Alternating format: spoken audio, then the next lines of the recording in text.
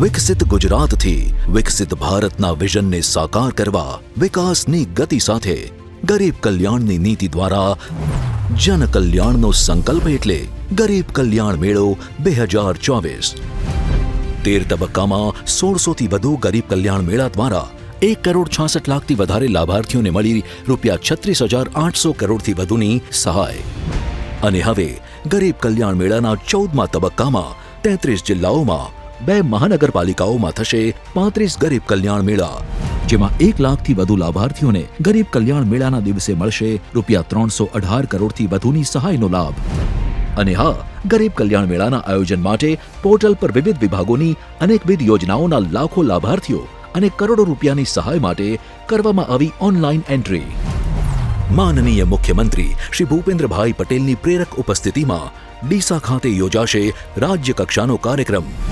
છેવાડાના માનવીને પહોંચશે ઘર આંગણે સહાય, જેનું માધ્યમ બનશે ગરીબ કલ્યાણ મેળો 2024।